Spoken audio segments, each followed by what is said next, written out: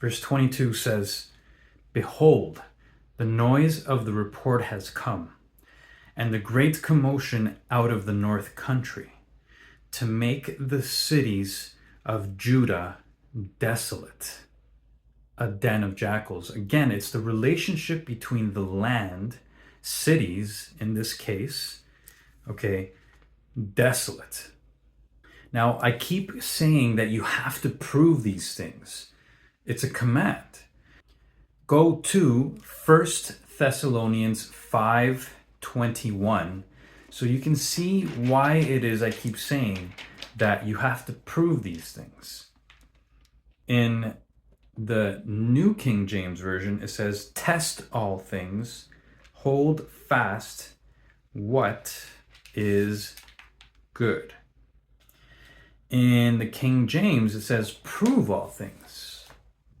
So either way, you have to prove. You have to prove that what I'm telling you is scripturally based in God, the truth. You have to. Now go to Jeremiah 10:25. It says, "Pour out your fury on the Gentiles who do not know you, and on the families who do not call your name, for they have eaten up Jacob, devoured him, and consumed him, and made his dwelling place desolate." Again, I think we've proven enough, and we're going to continue to prove how the relationship between desolation, okay, abomination of desolation, abomination that makes desolate, is what the land becomes, what God allows the land to become because of sin, and it's a desolation. It's the land. Okay, let's further establish the fact that when God talks about desolation, it's undeniably about the land. We're going to go to two more passages. Go to Jeremiah 12, verse 10 to 12. "Many rulers have destroyed my vineyard. They have trodden my portion underfoot. They have made my pleasant portion a desolate wilderness. They have made it desolate. Desolate, it mourns to me. The whole land is made desolate, because no one takes it to heart. The plunderers have come on all the desolate heights in the wilderness, for the sword of the Lord shall devour from one end of the land to the other end of the land. No flesh shall have peace." And now go to Jeremiah 26, verse 9. This is when Jeremiah was threatened. His life was at stake. Verse 9, "Why have you prophesied in the name of the Lord?" Saying, so this is they're saying to Jeremiah, "Why have you done this?" Saying, "This house shall be like Shiloh, and this city shall be desolate." The city shall be desolate, without an inhabitant. And all the people were gathered against Jeremiah in the house of the Lord.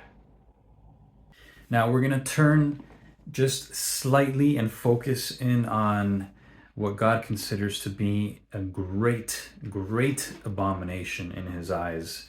And we're going to go to Jeremiah 7, verse 31. "And they have built the high places of Tophet, which is in the valley of the son of Hinnom."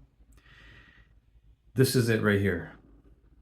"To burn their sons and their daughters in the fire, which I did not command, nor did it come into my heart." Now go to Jeremiah 32:35. "And they built the high places of Baal, which are in the valley of the son of Hinnom, to cause their sons and their daughters to pass through the fire, to Moloch, which I did not command, nor did it come into my mind that they should do this abomination to cause Judah to sin. Obviously, God considers this an abomination. Now go to 2 Chronicles chapter 28, verse 1 to 4. Ahaz was 20 years old when he became king, and he reigned 16 years in Jerusalem. And he did not do what was right in the sight of the Lord, as his father David had done. For he walked in the ways of the kings of Israel and made molded images for the Baals. He burned incense in the valley of the son of Hinnom and burned his children in the fire, according to the abominations of the nations whom the Lord had cast out before the children of Israel. And he sacrificed and burned incense on the high places, on the hills, and under every green tree.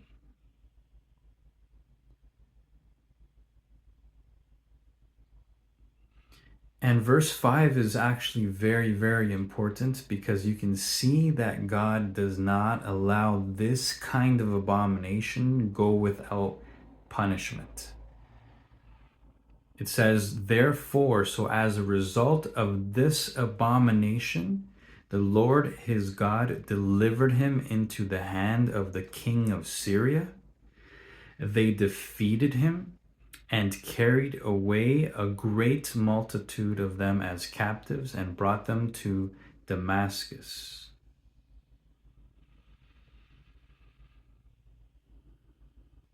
Now, stay in 2 Chronicles and go to chapter 33, verses 1 to 7. Manasseh was 12 years old when he became king, and he reigned 55 years in Jerusalem. But he did evil in the sight of the Lord according to the abominations of the nations whom the Lord had cast out before the children of Israel. For he rebuilt the high places which Hezekiah his father had broken down. He raised up altars for the Baals and made wooden images, and he worshipped all of the host of heaven and served them. The host of heaven are the stars, the moon, the sun. He also built altars in the house of the Lord, of which the Lord had said, in Jerusalem shall my name be forever. And he built altars for all the host of heaven in the two courts of the house of the Lord. Also he caused his sons to pass through the fire in the valley of the son of Hinnom. He practiced soothsaying, used witchcraft and sorcery, and consulted mediums and spiritists. He did much evil in the sight of the Lord to provoke him to anger. He even set a carved image, the idol which he had made in the house of God, of which God had said to David and to Solomon his son, in this house and in Jerusalem, which I have chosen out of all the tribes of Israel, I will put my name forever, and I will not again remove the foot of Israel from the land which I have appointed for your fathers. Only if they are careful to do, only is a stipulation, if they are careful to do all that I have commanded them, according to the whole law and the statutes and the ordinances by the hand of Moses. So Manasseh seduced Judah and the inhabitants of Jerusalem to do more evil than the nations whom the Lord had destroyed before the children of Israel. And I want you to see that right there, that cause created an effect. And that is in verse 10. The Lord was not about to allow this to happen without there being a consequence. Verse 10 says, "And the Lord spoke to Manasseh and his people, but they would not listen. Therefore the Lord brought upon them the captains of the army of the king of Assyria, who took Manasseh with hooks, bound him with bronze fetters, and carried him off to Babylon." So we see with both of these kings, when it got to the point where it was so abominable, so sick that they sacrificed their sons and their daughters, God just stepped in. God immediately stepped in and allowed that to happen for a time. I don't know how much time, but he stepped in. There was divine intervention. There was divine intervention as a result of that sick abomination. Now, you need to guard yourselves, guard your heart from all of these things. If ever you think that you could never ever see that in modern day times where people would come to the point of such evil and vile sickness, just so rotten in the mind that there's no chance that anyone would ever sacrifice their sons or their daughters in modern day age. There's just no way. If you believe that, okay, fine. But guard yourselves, because we are, according to scripture, going to see something called an abomination that makes desolate. Because God said that you have to be able to see certain things as he would set up the world in order to make these things come to pass so that he can fulfill what he needs to do to intervene on a level that is unheard of at this point, because it would be so sick at some point that he would have to intervene as he has, and we have seen the examples where he has in the past intervened to not allow that to happen. So he said there is going to be an abomination that makes desolate. There's going to be an abomination that makes desolate, an abomination of desolation. Of desolation of what? Of desolation of the land. Because we see in the scriptures, wherever he talks about desolation, it's always in relationship to the land. And we see that there's a sin that is so grave that required him to intervene. And that was when they sacrificed their sons and their daughters. And he said, okay, that is enough. I have to send someone to go and basically stop this.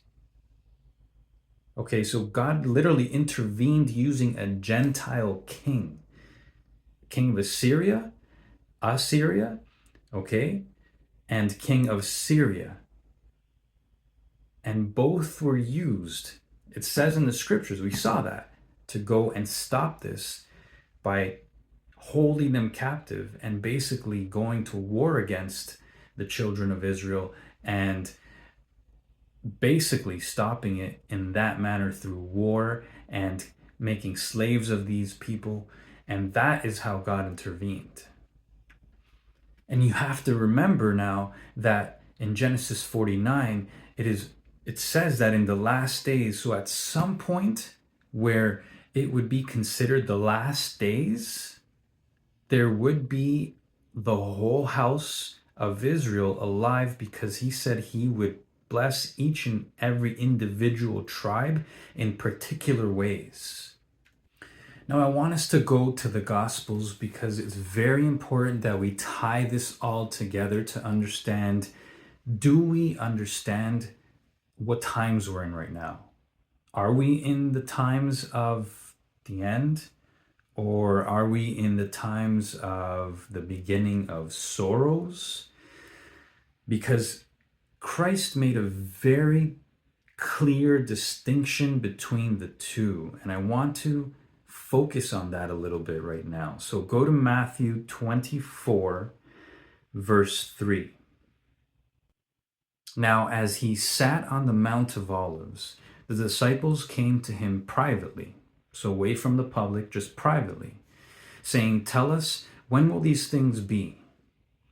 And what will be the sign of your coming and of the end of the age?" So again, it is inspired of God to be written here for all of us to understand that there is going to be a sign of his coming that all of us should be fully aware that we're seeing it.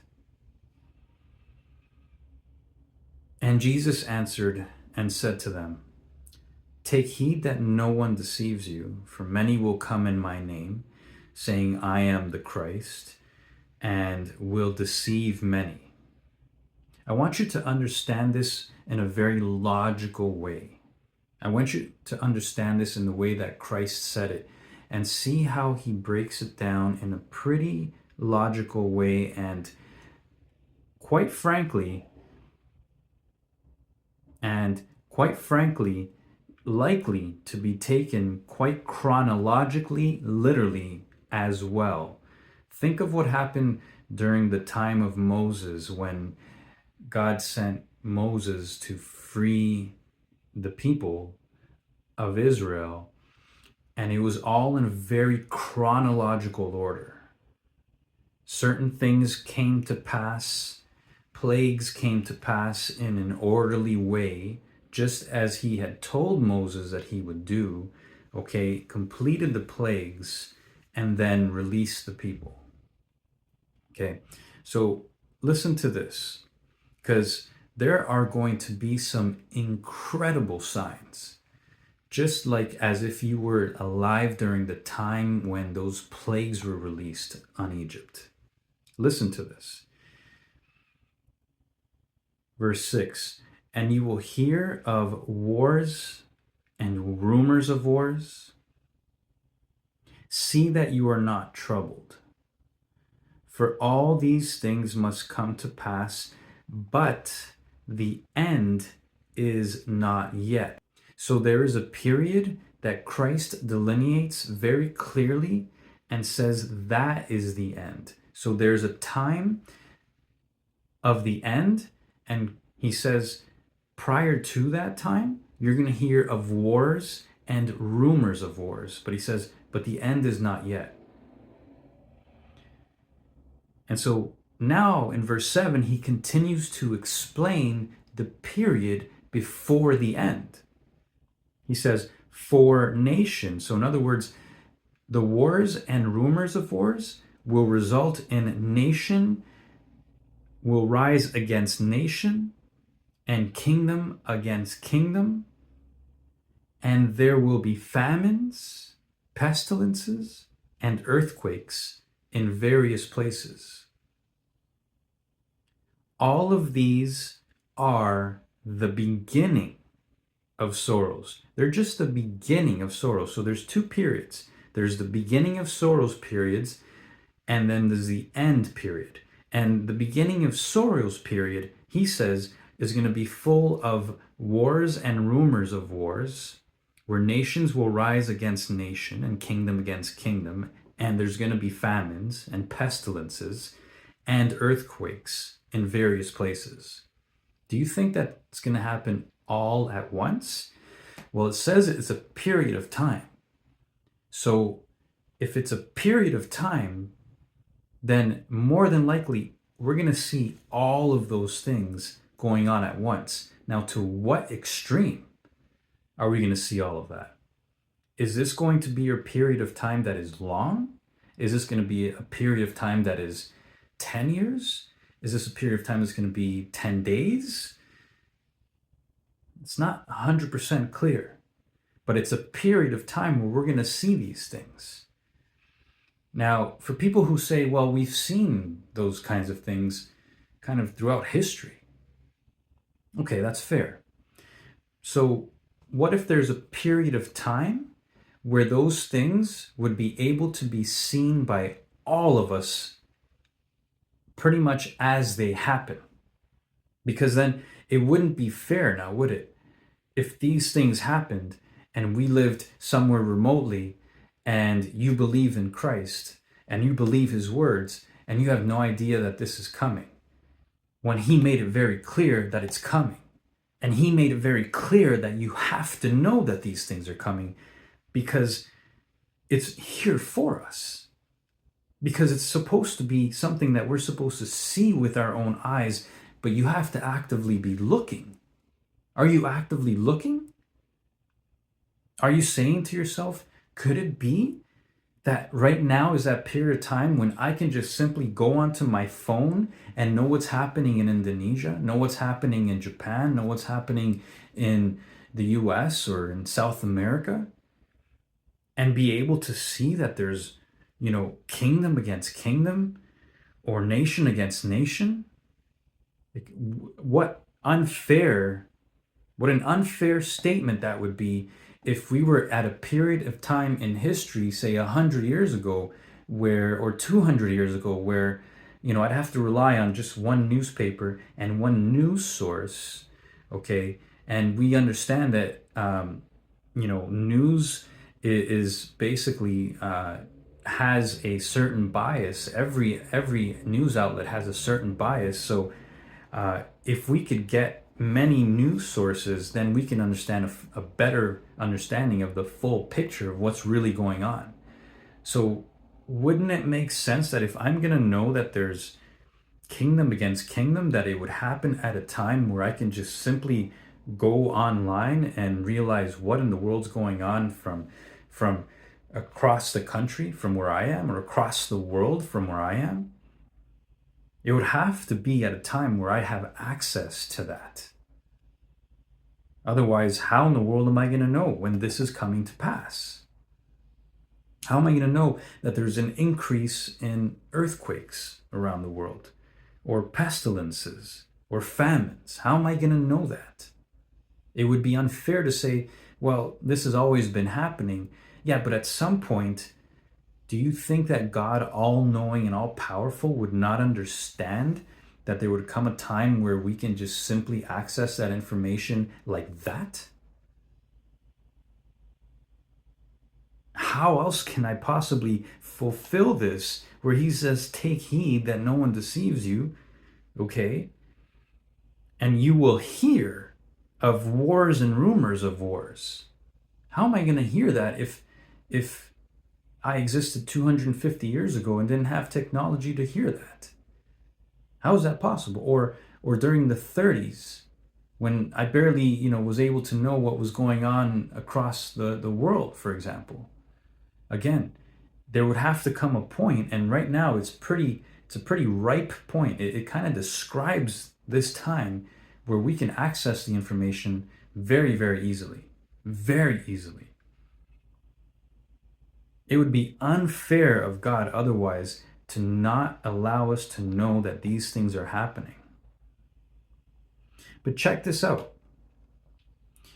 Okay, so he says again in verse 8 that all these are the beginning of sorrows. Okay, then verse 9, so at some point, then they will deliver you up to tribulation and kill you.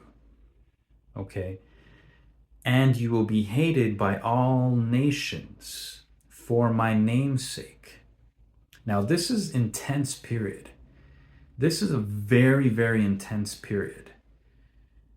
And it does not sound like we've gotten there, because I'm still able to believe what I believe without somebody knocking down my door doing this.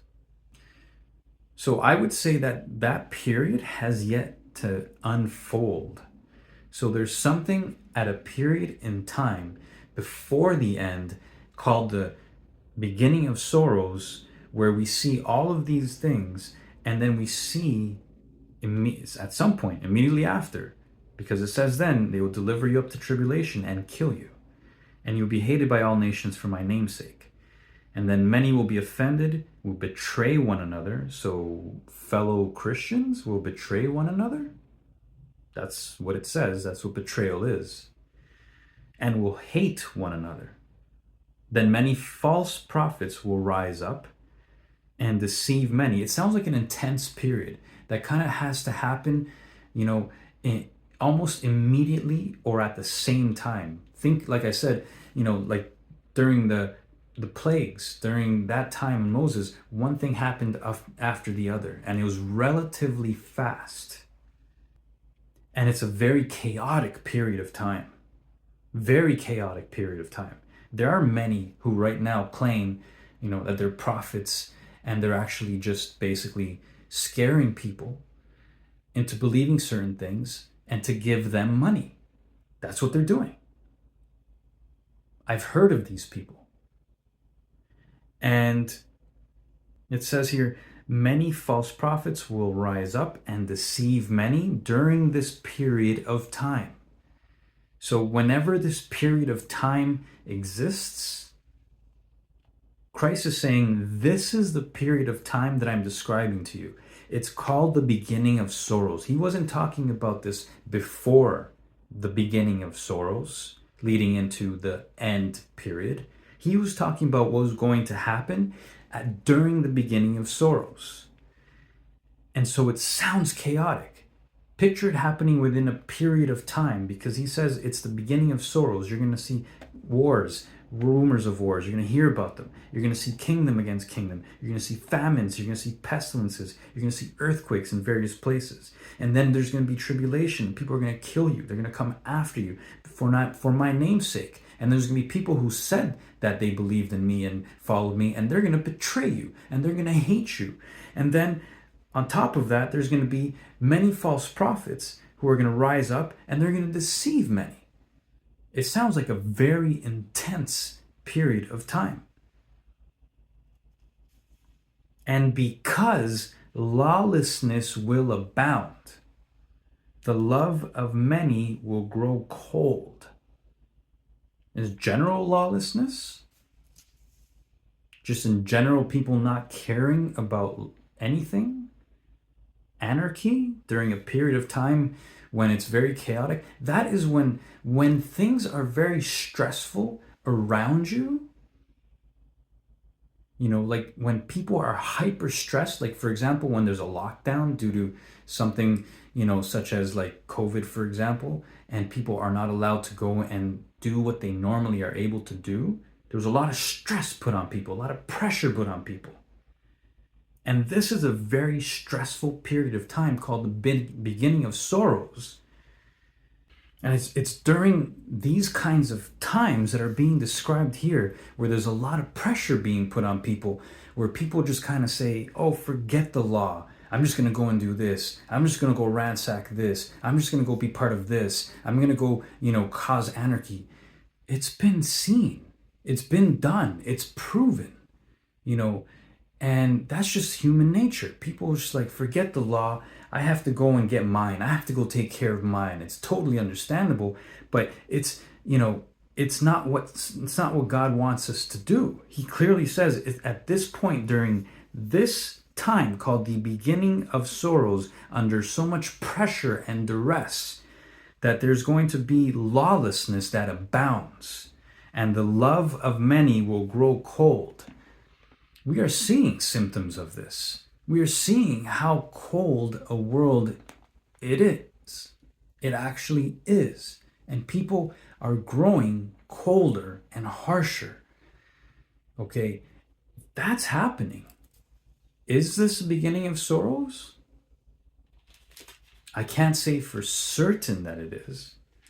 But there would be so much pressure that these kinds of things would happen.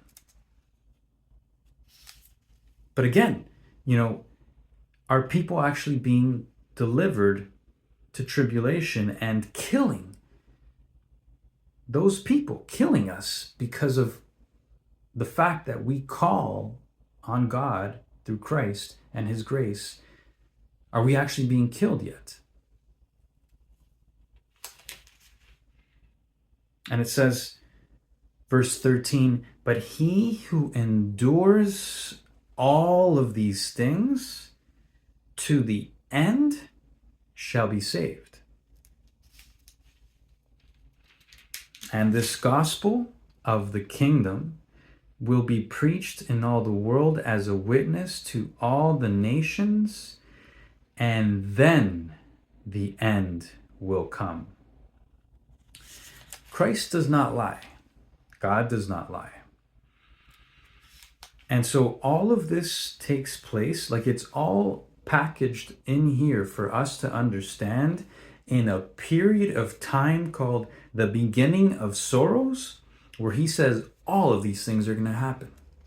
It's kind of like when Moses, went, and it was a period of time of the plagues, and then there was a period of time of that preparation just before Passover, and then there was a period of time where they were released, and then there was a period of time in the wilderness. So it's all periods of times. And this very, very, very clearly, if you follow Christ's logic, says that all of this, including that this gospel, Christ said, and this gospel, no other gospel, he said, this gospel is going to be preached in all the world as a witness to all the nations, and then the end will come. So in other words, during the beginning of sorrows, these things will take place, and then the end will come, because he said that